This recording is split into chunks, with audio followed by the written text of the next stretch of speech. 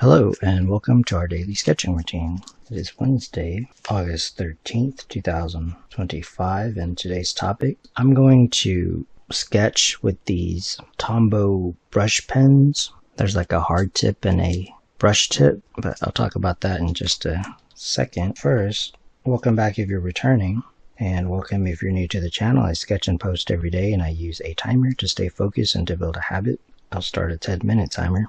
I just picked these up at Walmart. I wanted to play around with them, but they come together in one package. This one is the brush pen, and then this one is the hard tip, I guess. So the hard tip one, I'll just start with that to begin with. So I played around with it here, just drew some flowers, but basically I'm gonna go off of what I have here. So like a castle, maybe some kind of flower thing, and then maybe these clouds right here. Oh yeah, a little bit on this river. But this one kind of reminds me of I actually went to buy some more of this Papermate Flare felt tip pen. I just put these grips on it. I had these. I'm just gonna get warmed up, but also go off of this castle thing, sort of make it look a little bit similar. Yeah, so this is the hard tip, and I'm going to incorporate the sketch lines that I have. So on some of this, like I went in with a straight edge, but not on all of it.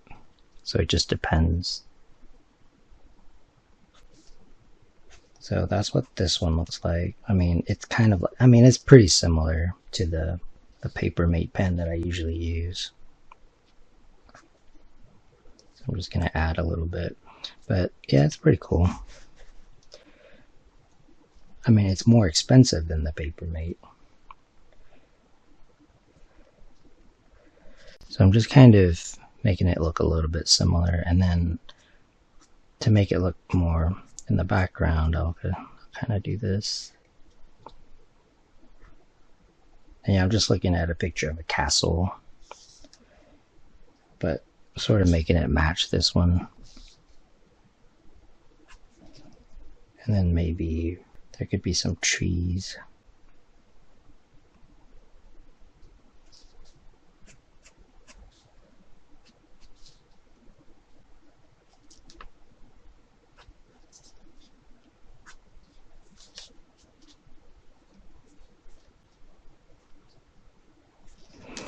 Alright, so that's just to get warmed up. Let's do some kind of flower down here, and then I'll use it's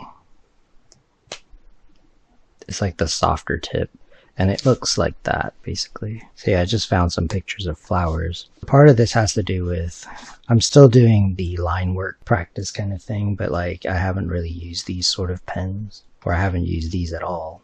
Simple shapes can sometimes help draw more complex kind of shapes and then forms and stuff. I think one thing that trips people up is not knowing how to translate the really simple shapes into something more complex, and so it looks pointless or something like that, but it really isn't. So an example is this right here lets me know like I could draw a flower that looks smaller, and it would look kind of good in the composition, like for like the focal point. I mean, you could draw the petals off of this, or you could keep the thing in here, like the flower in there. So that's why simple shapes are good for composition and design. This is the softer brush tip. I'm just going to do this. And just play around with it, just to see like what it looks like. Same with this one. I'm just gonna do this, and I mean, you can move your hand if you want, or the paper. I'm just gonna move my hand instead of the paper. You can use it for like that part. So the reason that like it looks more bold, but if you want it to look a little bit further back, so I'm gonna study the flower. There's 6 coming off of it, so I'll just do this. Now, I'm not trying to make it look exactly like it. But I still want it to like kind of have some kind of realness to it. And then the the edges. So I'm keeping it within the circle. So that's just one way to do that. And then inside here, you go back to like the softer brush tip, do the same thing. So let's just keep it the same kind of petals. So that's 1, 2, 3, and then sort of behind it right here. Just kind of real quick, I keep thinking this is like some kind of hand in foreshortening. I don't know why. Maybe I'm just wanting to draw a hand. So I'm going to use the, I mean, it's kind of cool that it comes like as 2. So I'm just going to take advantage of that. So again, going back to that idea of like the simple shapes. Now a hand is actually a really good thing to study because it has a lot of different shapes and forms. So for example, I keep thinking this is some kind of foreshortened hand. So one thing is that the fingers could line up right here and kind of look like this.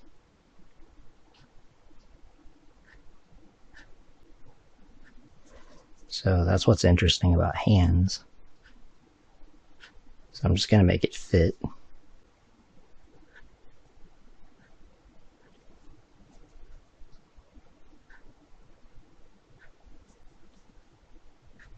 And I'm just making this up, by the way. But that's kind of my point. You can sort of learn it enough to fake it, basically. So this is the pointer finger and then the middle finger. You just got to make sure the number of fingers are correct. So from here, we're going to do maybe that.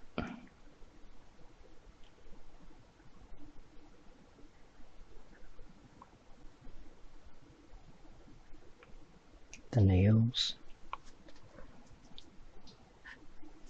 So that's just what I was picturing. But yeah, hands are good things to study because they have all the different shapes in there and different forms.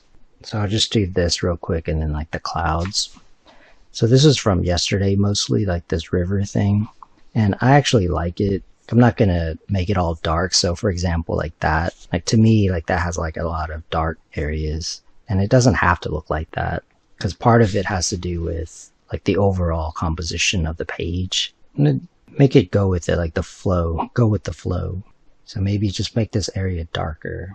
And then when you're using like this brush kind of thing, you can think about, do you want it to be, where do you want to start? So just an example could be, I'm going to start right here. So I'm just going to go in the same direction just to begin with, because I'm not sure. And you might want to move the paper around. Since it's a brush pen, it can be more like painting. So when I do that, it makes the waves of the river, it kind of goes under it there, which is good. I mean, so for example here, it gives it more depth.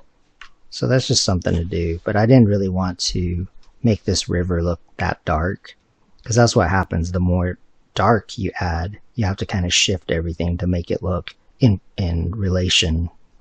Just to kind of wrap up, I'm going to use this brush pen, but I'm going to use it on something like, you would think, for example, like the mountains would have it, but you can also use it like on the clouds if you want them to kind of stand out. And part of this has to do with, well, one, I kind of like this effect. I might turn these into trees, for example, but you can also use them on these clouds. And part of it is just to clean up some of this, like the those lines right there. And that's just something I kind of like to do sometimes. That's why I like to use a pen. So I'm just going to do this. So I'm just showing the form, but I'm using a brush. So that's what I was saying. You would think like that would be for like the mountains, but it can actually be used for the clouds and still look like clouds. So same with this. This is just to clean up like this area. right here, just to cover up those pen lines. But I'm going to keep it consistent and not overwork it, and that's like just put enough, but obviously that takes some practice to figure out how to not overwork it. That's really what I wanted to kind of go over today, was these pens. They're the Tombow brush pens. They come in a 2-pack. It's a way to complete Wednesday of the 4-week commitment. I'll put a link in the description. It's a 4-week commitment to sketching. But yeah, I want to thank you for joining me for our daily sketching routine. And if you enjoy these videos, please support the channel. I appreciate it. And until next time, keep on sketching.